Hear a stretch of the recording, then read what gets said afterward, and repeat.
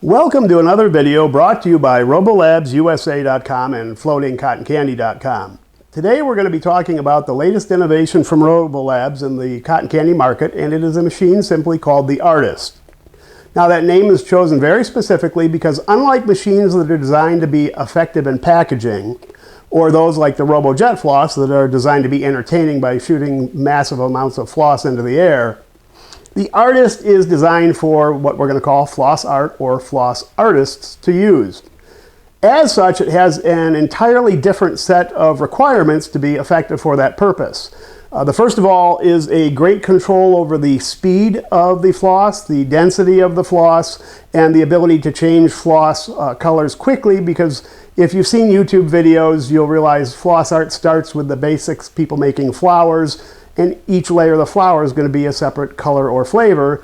And then you'll see more advanced users creating characters, stuffed animals, unicorns, all kinds of things.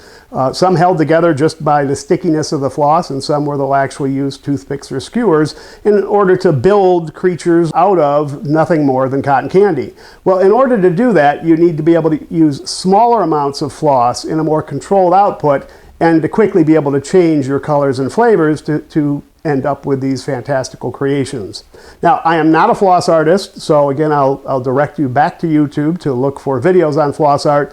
You'll see that there's just a world of possibilities, but I do know why the Floss Artist was created and how this machine serves that need and what makes it different than other cotton candy machines on the market. So I'm going to take the camera off the tripod, or at least bring it in closer for the next couple shots so I can show you what's different about this cotton candy machine than anything else on the market.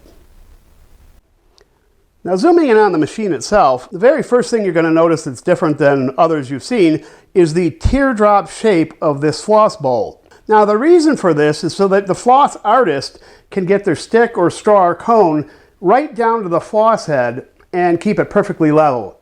Now, for typical cotton candy making prospects, this may not be necessary, but depending on the type of floss art you're producing, that can be pretty useful.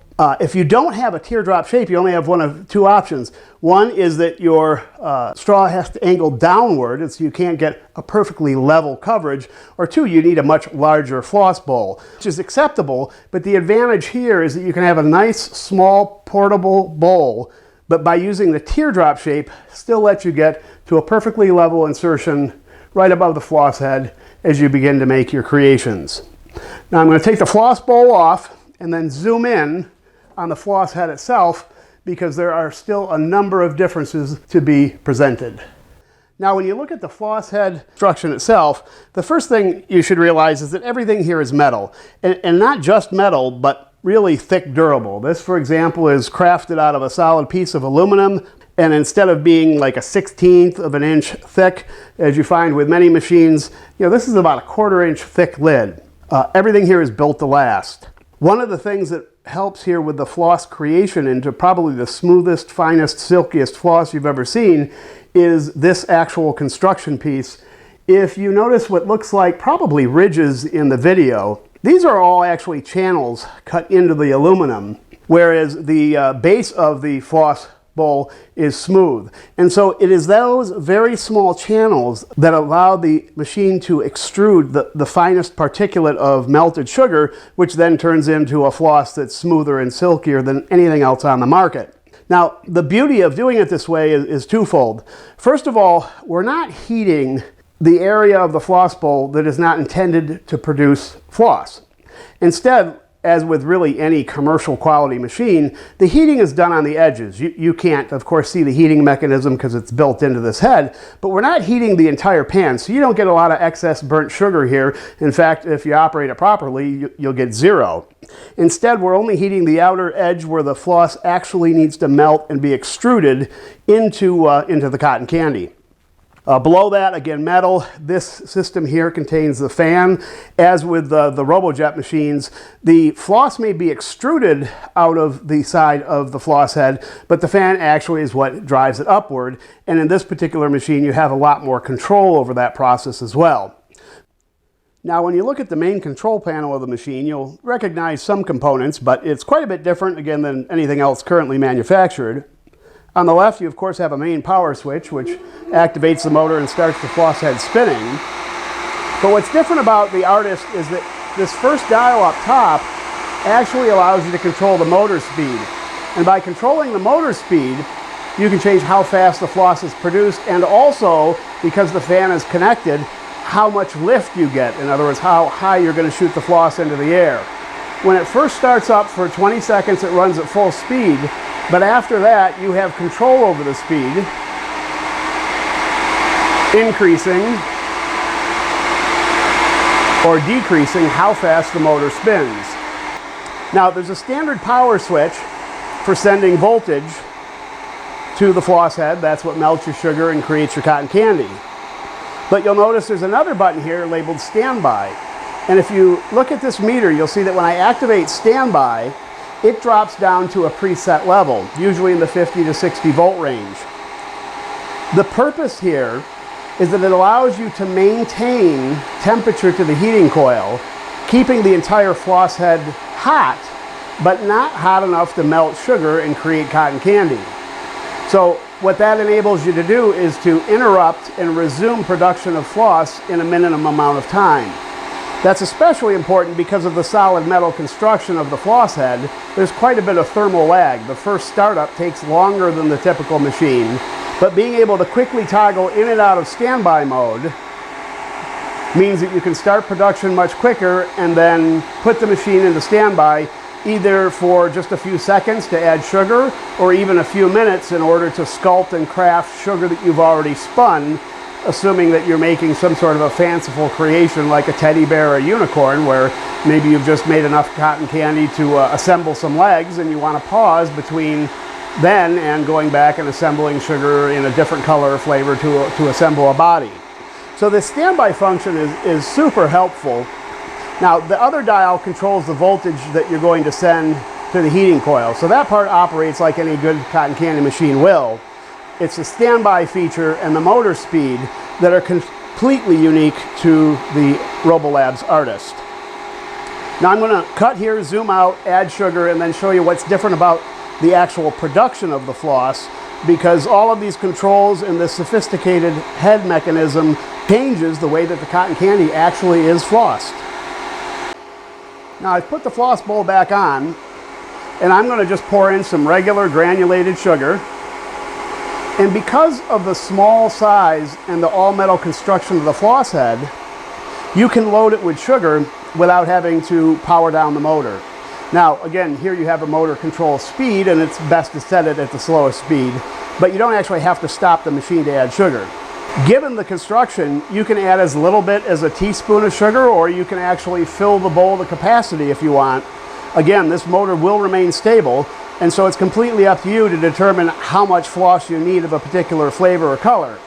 One of the interesting things that people use the Artist for is not actually floss art, but actually creating single servings where they want to be able to control the flavor serving to serving. In other words, a blue raspberry followed by a pink vanilla followed by any other flavor of their choice. So I'm going to let this warm up, and then I'll show you with the small amount of sugar I've added. We'll put that on a stick, and then we'll add a different flavor and just proceed from there. All right, I can see that some floss is being produced, so I'm going to take the snow control tool off and just start spinning up a little bit of it onto a stick. In this case, I'm using a yellow straw, hoping that that makes it easier to see. And I'm just making a very, very small portion, and then I'm going to put it into standby mode. And again, standby mode drops the heat so that it will stop making floss, but still keep the head warm so that I can resume production pretty quickly. Now, what I want you to be able to see, hopefully, is how incredibly smooth this floss is. To say that it is the finest, fluffiest, most tightly woven floss that you've ever seen is not an exaggeration, and is directly a function of those hundreds of little slits that were included in the floss bowl when I pulled off the lid and showed you that. Now, I am not a floss artist. I openly admit that. But let's take the machine off standby. and just add some blue raspberry. I think that's what I just added. And you'll see people that do flowers online. This is pretty common, where they'll add one layer and then another layer, and they'll put creases in it to create a petal. Now with the blue raspberry starting to floss, I'm going to hold this kind of high and hope that you can see just how narrow and controlled this stream of floss is. The reason that this is important is it allows the floss artist to put the sugar just where they want it. So for example, I'm going to try and build up a base around the white floss, but leave the tip sort of exposed in a white. Just by gently spinning, and I'm going to lift it up pretty high because again I want you to see, hopefully, this sort of jet stream of floss. And so it looks like a mini RoboJet floss, and in a sense that's sort of what it is, although some of the mechanisms of operation are different. It shoots the floss upright, but it does it in a very controlled stream so that you can put the floss exactly where you want it. So I'm leaving the tip of this white, I'm adding some blue. Now a floss artist would pause this, they put some indents to give a petal effect, and then they would add a different flavor altogether and proceed onward. I'm going to do something a little bit different. What I'm going to do is pull this off, something else floss artists would do, and show you how interesting it is in terms of its structure, that it becomes pliable but retains the surface structure. And when I say that, what I mean is this is so tightly woven that if I pull this off and decide to manipulate it, let's assume I was making a body for some animal or creature, you can see how the surface of it stays together even as I mold the shape. And I could even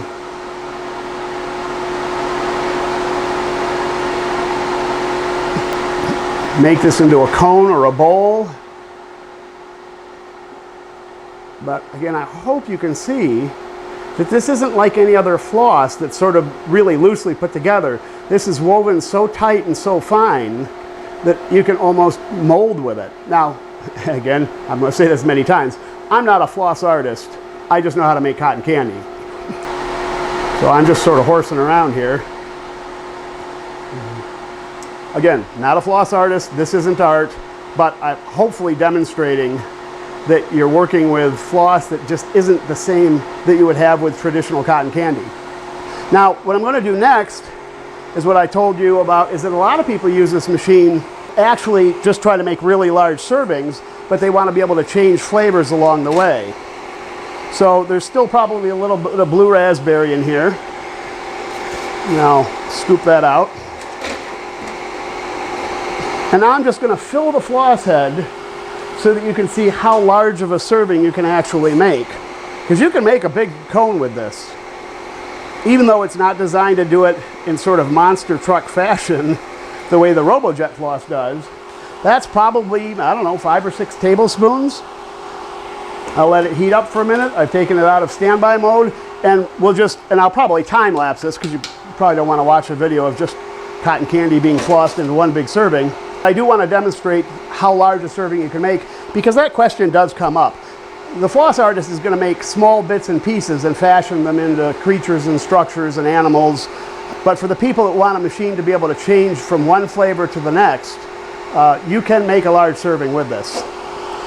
All right, I zoomed out and moved the tripod a little bit to give more of a view of the floss head and what's above it, because I want to make a large serving and be able to get it all to fit on screen. And hopefully give you an idea of how large a serving you could make if you wanted to do this one flavor at a time. So a rough start here, because I was trying to do 2 things at once. But we'll just see how big of a serving can we make. Now I'm putting this, by the way, I'm building this up on one of our 20-inch straws. So I only tell you that so you have a way to measure of perspective the size of this. Get out a ruler and realize this straw is 20.5 inches, 21 inches long. So again, it's like the jet floss in that it shoots the stream upward, but it's much more narrow and controlled. You're not going to lose track of it. I could, if I zoomed out further, you know, I can walk several feet away from the machine and still spool it, but for these purposes, I just want to show not kind of jet floss tricks, but single serving tricks. Now there's still, you know, probably half the amount of sugar still inside of this floss head. A full floss head might be actually more than you want to put on a single stick. This is generally, even with the RoboJet floss, is as big a serving as I would make, and there's still a fair amount of sugar left in here. So I'll step behind the machine. You can see it in perspective to my size of my body. Yeah, that's a monstrous serving. At this point, it gets pretty hard to actually spin the stick with one hand anyway, because of the mass. But suffice it to say, people ask, well, can you still make a big serving with the artist? Even though that's not the purpose of a floss art process, the answer is quite clearly yes. You can make a really giant serving, and there's still at least 15, 20, 25% floss still left in this floss head. And yeah, this is what we're looking at. So I'll just keep spinning it, and I'm probably going to do some jump cuts here so you don't have to watch the whole thing. But I do want to see if I can get, I'm going to have to go to two-handed spinning now. It's that big. All right, we're getting close to the bottom, and as I like to say in the business, that's a lot of cotton candy. I'll hold it. So that's a 20-inch wide bowl. Also just saying that to give you a sense of perspective. And you can tell by the stream we are still definitely making cotton candy. But I can see the bowl is finally starting to get, as I like to say, just keep flossing. Put a little more on the tip, and I wanted to say it was done, but no, clearly, I assume you can see, I'm going to hold this up high so you can probably see there's still a real steady stream of floss coming out. And so this now is quite large, quite heavy. Even I don't generally make servings this big with my jet floss. So if you were to fill the floss head and you wanted to make a large serving before changing flavors, the answer is yes, you can definitely make a super large serving. I've zoomed in and repositioned the camera angle because I want you to see that the center of this bowl is not blackened with sugar.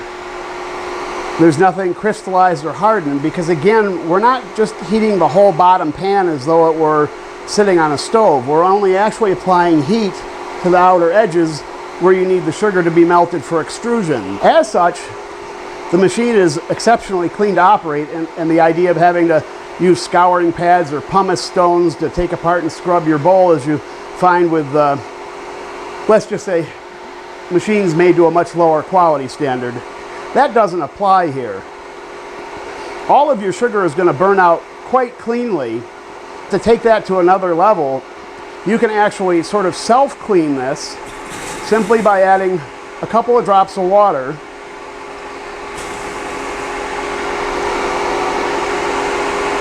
in stages, and what you'll see is that water is now being ejected into the pan itself. So that water has flushed out any leftover sugar that might have existed. And I'm going to turn this off and take the floss head off so you can see just how effective that short little simple process is. And it's not just the water, it's the construction of the floss head that allows you to get these results. All right, the screws have been loosened. The cap is still hot, but not so hot that I can't touch it. I'm going to lift it off and show you the underside. And you can see that all of these areas where the actual sugar is melted and extruded, that's as clean as you could imagine. Now I'll still rinse it underwater just in case there's a little bit of smudging. There's a teeny bit of sugar here on the outside lip, but the actual floss head itself is clean. The base plate, you wouldn't know that I ever had put sugar in this. And as long as you do this, don't let the machine cool down. Just apply a little bit of water and let the machine steam clean itself. And yeah, you'll wipe up sugar around the base, of course, things of that nature. I'm going to rinse out the floss bowl. But you see with inferior machines, the floss head, just thin metal, they're heating the whole thing like a frying pan. And you get all kinds of carbonized buildup, and you can watch endless YouTube videos or go on Facebook groups, and you find people constantly asking, you know, they'll have caked black carbonized sugar all over, and that's because they're not really designed to be good at what they do. They're just designed to be inexpensive and easy to produce. Build a machine the right way with the right heating mechanism and the right metals, and this is the end result. Not only a finer floss, not only better controls in terms of standby and motor control, but components that are going to last a lifetime and quite honestly look as the day you bought them. Okay, so to summarize, the Artist machine from RoboLabs is different than anything else on the market in a number of key features. The first is this teardrop shaped bowl, which gives you the ability to lower your sticker straw right down to the floss head without having to tilt it, so you can get a level application to start out all of your creations. Your motor speed, which is unusual to any machine, so that you can increase not only the rate of floss being produced, but you can also create more or less lift on the fly. You have a traditional on-off switch with a traditional adjustment knob for increasing the voltage to the heating system, but you also have the standby switch, which allows you to drop the voltage down to around 50 volts, usually about half of what your operating voltage is. That keeps the floss head nice and warm, but it does not produce floss. So while in my demonstration I just poured more floss right in, and by the way you can too, if you do want to completely interrupt production, maybe to work out a figure you've created, assemble a body or put parts together, you can use the standby to put it into standby mode. Compared to a traditional cotton candy machine, I do want to say the warm up and warm down process takes longer because this is solid aluminum in terms of the cap and the sidewall and the base plate. That quality of construction means it will last a lifetime. You do need to be more patient, particularly in the startup. If you're working from room temperature up to melting temperature, that is going to take a little bit longer. The chassis, solid steel. The spring set, newer than what was on the original RoboJet floss machines, is much quieter. You can hear me tapping on it, but you won't hear any spring sounds. So everything about it is designed, again, for the floss artist. And if you don't know what floss art is, again, I'm not a floss artist. Go on YouTube, just search that term. You'll find all kinds of interesting things being done by thousands of people. We aren't necessarily artists, but we know how to make a machine that has the feature set, the controls, and the durability for those that wish to be the best at what they can do. I'll reiterate one more time, there are people that do find this machine useful that are not floss artists, like myself. They just make cotton candy, and because you can fill this floss head with really as little or as much as it will hold, you can use it to make one serving at a time with a very smooth floss for people that want to offer a lot of flavors. That is one thing you can't do with a traditional horizontal output, and you certainly can't do with a RoboJet floss, is the ability to add just one serving of blue raspberry followed by a serving of an entirely different flavor. And at the end of the day, it's very easy to clean. There's 3 screws on the lid. You can literally just wipe it down with a sponge. But as long as you clean it after every day, the quality of the construction of the materials, you can keep it perfectly clean. Any questions about the new Artist machine, feel free to reach out to us through either website, and that is robolabsusa.com or floatingcottoncandy.com, and I'll be happy to answer any questions that you have that we haven't covered here in this video. Thanks again for watching, and we'll see you next time.